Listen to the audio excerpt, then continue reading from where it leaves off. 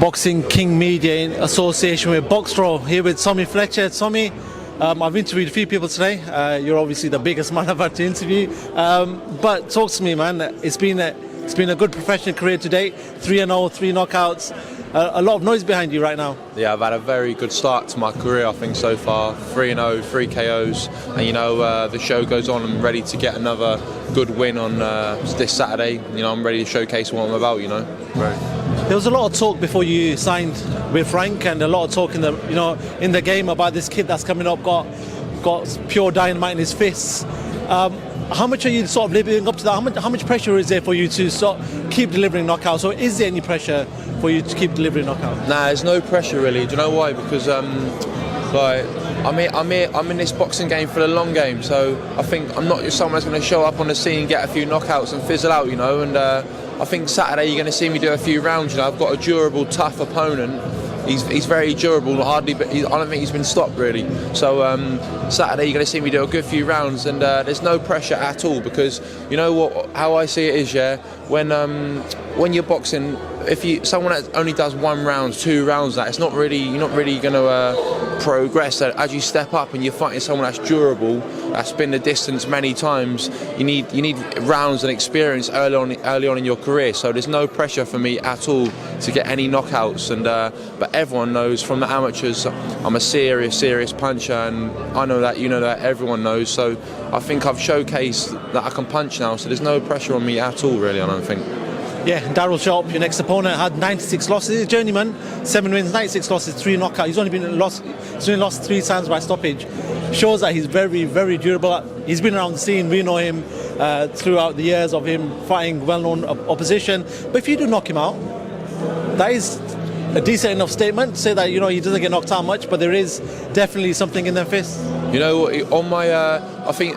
Today, all my opponents I've had so far, they've all been ambitious coming to win. My first fight, the guy was 1-0. Then second fight, Tony Visich. Third fight, I fought a guy coming to win. So I think styles make fights, and when someone's pressuring you coming forward, they can walk onto the shots. But this is the first sort of journeyman to say I've boxed so far.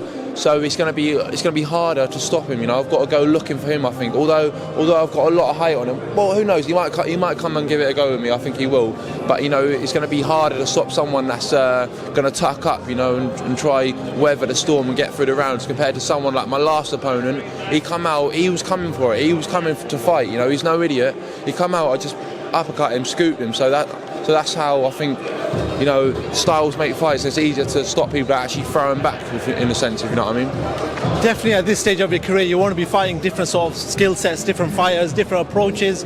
Last time I spoke to Mark Tibbs, actually, we were talking about one of his fighters, I can't really remember who, and he said, listen, we need to take the awkwardness out of a fighter. If a fight gets awkward, you should know how to deal with it. So I'm sure that's going to be the case with yourself. If a fight does get awkward, if someone's on the back foot running away, you probably need to know how to deal with that, right? Yeah, I've looked at Daryl Sharp. I think he'll try to diffuse my backhand. I think he'll try to diffuse my shots and I can see him coming in to high guard feint and trying to get through the rounds. And this is my first 6 rounder, and I believe I'll be there to do the rounds this weekend. So I think he'll make it awkward, but I believe you can't get much more awkward than me. I think really, 6'7" southpaw. So if he wants to get awkward, mate, he'll get awkward. But I'm sure when I put a backhand on his chin, he'll know. One thing I actually remember when you came out, I think it was Mark Tibbs did an article. He was in an article and he said Tommy Fletcher has the power of Deontay Wilder, but with better ring IQ. Do you feel like that's a fair assessment of yourself? Listen, I think, to be fair, I know I can punch, but I wouldn't say I compare to anyone really. But when Mark says he's comparing me to Deontay Wilder power, he's not really comparing to me as a boxer. He's saying I can punch hard, and I think people will say, "Oh, we'll back it up and show it," because anyone can say anything. And I believe I've showcased my power now, so I ain't really got to look to get anyone out there. I'm going to just look this Saturday. I believe I'll do the rounds and I'll showcase a bit of boxing. You're going to see me on my toes, getting my jab going, southpaw on southpaw. So I think you're going to really see my boxing IQ this Saturday for sure. I do want to talk about another cruiserweight who holds some world titles in Lawrence Okoli. Just talk to me about his career. What have you made of his career to date? I think he's a very good fighter, Lawrence Okoli. He's on GB, done well as an amateur, turned pro. He's done very well. He's a good fighter, and I really respect him. I've watched all his fights, and Yeah, he's a very good fighter, but I don't think me and him will ever meet. You know what I mean? I think he's going to go up to heavyweight. He's a lot older than me. By the time I'm up there like that, he'll probably be retired, won't he, if not heavyweight. So, but nah, he's a very good fighter, and I'll watch him. I think he's a good operator. The reason why I asked that question is they're trying to push a Richard Riakpo versus a Lawrence Okoli fight. What do you make of that fight? And if that fight was to happen, who wins that fight?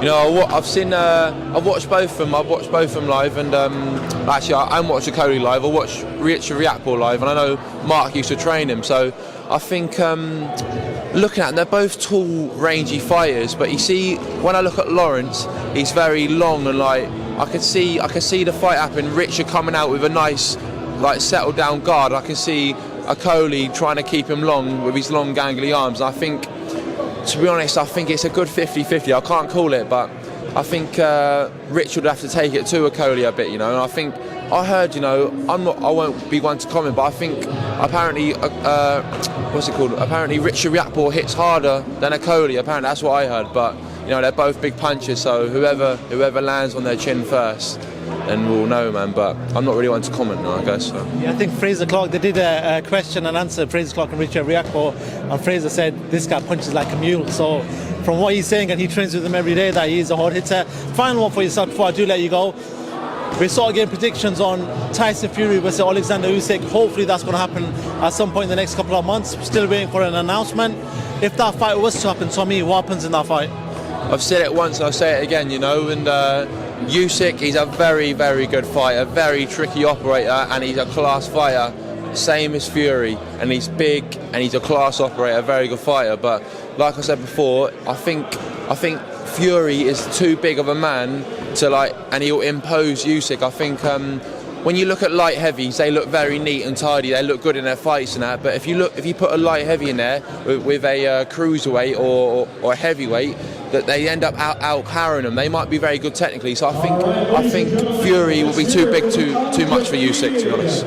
Cool. Tommy, it's a pleasure talking to yourself as usual, and no doubt we'll speak to you after fight night. Good luck with your fight on Saturday night, and thank you very much for talking to Boxing King Media. So man, thank you.